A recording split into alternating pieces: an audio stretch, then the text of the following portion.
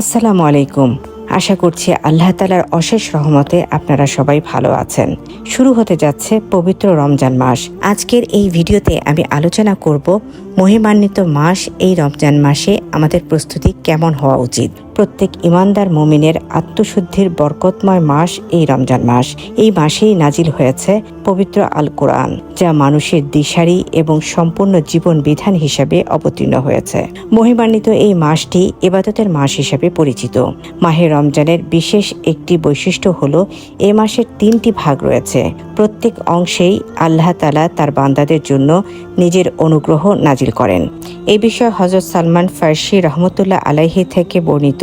তিনি বলেন, রাসূলুল্লাহ সাল্লাল্লাহু আলাইহি ওয়াসাল্লাম শাবান মাসের শেষ দিন আমাদের মাঝে খতিব হিসেবে দাঁড়ালেন এবং বললেন, মাহে রমজান এমন একটি মাস যার প্রথম ভাগ রহমত, মধ্যবর্তী ভাগ মাগফিরাত বা ক্ষমা আর শেষ ভাগে জাহান্নাম থেকে মুক্তি দেয়া হয়।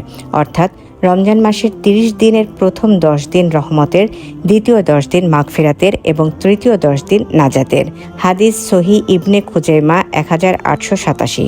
তাই আমাদের উচিত কোনো রকম কপটতা বা শয়তানি না করে, অন্যের দোষ ত্রুটি না খুঁজে, অন্যের গীবত ক্ষতি না করে রহমত, বরকত, মাগফিরাতের জন্য বেশি বেশি করে নেক আমল করা। রহমত বরকতের মাস এই রমজান মাস জুড়ে প্রত্যেকের উচিত পাপ কাজ থেকে বিরত থাকা এবং নেক কাজে নিজেকে নিয়োজিত রাখা। তাই রমজানের রহমতের দশকে অর্থাৎ প্রথম 10 দিন আল্লাহর অনুগ্রহ পেতে প্রত্যেক রোজাদারের করণীয় হলো: 1. দিনের বেলা একনিষ্ঠতার সঙ্গে রোজা পালন করা। 2. জামাতে নামাজ আদায় করা। মহিলাদের জন্য মসজিদে জামাতের ব্যবস্থা না থাকলে ঘরে সময় মতো 5 ওয়াক্ত নামাজ আদায় করা। 3. রাতের তারাবিহ ও তাহাজ্জুদ নামাজ পড়া। 4. কোরআন তেলাওয়াত করা। 5. বেশি বেশি করে দান সদকা করা। 6. ফিতরা ও জাকাত দেয়া। 7. আল্লাহর জিকির করা, তাকওয়া অর্জনে সচেষ্ট থাকা। 8. আল্লাহর কাছে বেশি বেশি করে ইস্তেগফার করা তথা ক্ষমা প্রার্থনা করা। আপনি পড়তে পারেন আল্লাহুম্মাগফিরলি বা আস্তাগফিরুল্লাহ, অর্থ হে আল্লাহ আপনি আমাকে ক্ষমা করুন। 9. বেশি বেশি করে তওবা করা। 10. গরিব দরিদ্র রোজাদারকে সেহরি ও ইফতার করানো। রমজানে রহমত বা অনুগ্রহ পাওয়ার ঘোষণা রয়েছে। যে ব্যক্তি বিশ্বাসের সঙ্গে সওয়াব বা প্রতিদান পাওয়ার নিয়তে রমজান মাসে রোজা রাখবে, তার বিগত দিনের সব গুনাহ আল্লাহ তাআলা ক্ষমা করে দিবেন। রোজাদাররা যেন মহান আল্লাহর ইবাদত করতে পারেন, সেজন্য রমজানের প্রথম রাতেই শয়তানকে বন্দী করা হয়। তাই রহমত স্বরূপ রোজাদারেরা শুরু থেকে কোনো রোজা রাখা তাদের জন্য কষ্টসাধ্য মনে হয় না। হযরত আবু হুরায়রা রাদিয়াল্লাহু আনহুর এক বর্ণনায় এসেছে যে রাসূলুল্লাহ সাল্লাল্লাহু আলাইহি ওয়াসাল্লাম বলেছেন, রমজানের প্রথম রাতে শয়তান ও অবাধ্য জিনগুলোকে বন্দী করা হয়। জাহান্নামের দরজাগুলো বন্ধ করা হয়, কোনো দরজা খোলা রাখা হয় না। জান্নাতের দরজা খুলে দেয়া হয়, কোনো দরজা বন্ধ রাখা হয় না। হাদিস তিরমিজি 682। জান্নাতের দরজা খুলে দেওয়ার অর্থ হলো নেক আমল করা সহজ হয়ে যাওয়া, আর জাহান্নামের দরজাগুলো বন্ধ করে দেওয়ার অর্থ হলো বদ আমলের পথ বন্ধ হয়ে যাওয়া।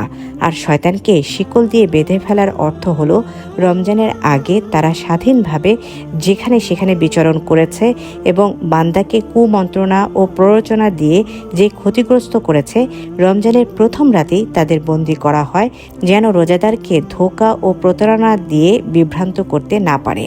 আপনি একটু খেয়াল করলে দেখবেন যে বাকি 11 মাস যারা বিভিন্ন রকম পাপ কাজে লিপ্ত থাকত, রমজান মাসে তারা অর্থাৎ সেই সব পাপীরা পাপ করা থেকে বিরত থাকে। অনেকে চিরদিনের জন্য পাপ ছেড়ে দিয়ে রমজান মাসে আল্লাহর পথে আসে। যে ব্যক্তি বছরের অন্য সময় নামাজ পড়তো না, মিথ্যা কথা বলতো, ভেজালের ব্যবসা করত, চুরি ডাকাতি, মদ্যপান, ধূমপান করত, তারা এইসব অন্যায় থেকে বিরত থেকে নামাজ পড়া শুরু করে, রোজা রাখে এবং আল্লাহর কাছে ক্ষমা প্রার্থনা করে রহমত, মাগফিরাত ও নাজাতের জন্য কান্নাকাটি করে পুরো মাস জুড়ে প্রতিটি মুহূর্তই ইবাদতে কাটায়। এই মাসে ইবাদতের অদ্ভুত একরকম ফিল পাওয়া যায়। একজন মুসলিমের উচিত কল্যাণ ও বরকতের জন্য এই মৌসুমকে কাজে লাগানো। এই মাসে বেশি বেশি করে কল্যাণ ও রহমতের দোয়া করা। এই মাসে মুমিন বান্দাকে যেসব বিষয়ের সুসংবাদ দেয়া হয়েছে তার মধ্যে অন্যতম একটি হলো দোয়া কবুল। মহানবী সাল্লাল্লাহু আলাইহি ওয়াসাল্লাম বলেছেন, 3 ব্যক্তির দোয়া ফিরিয়ে দেয়া হয় না: 1. ন্যায়পরায়ণ বাদশা, 2. রোজা পালনকারী যতক্ষণ না সে ইফতার করে, 3. মজলুম। হাদিস তিরমিজি 3598। দোয়াকে ইবাদতের মূল বলা হয়েছে। এ কারণে দোয়া ছাড়া ইবাদত অসম্পূর্ণ থাকে। আর বিশেষ সময়গুলোতে আল্লাহর কাছে উপযুক্ত দোয়া পড়াও সুন্নত। রমজানের প্রথম 10 দিন যেহেতু রহমত নাজিল হয়, তাই এ সময় আল্লাহর কাছে বেশি বেশি রহমত কামনা করে দোয়া করতে পারেন। এক্ষেত্রে কোরআনে বর্ণিত এই দোয়াটি পড়তে পারেন।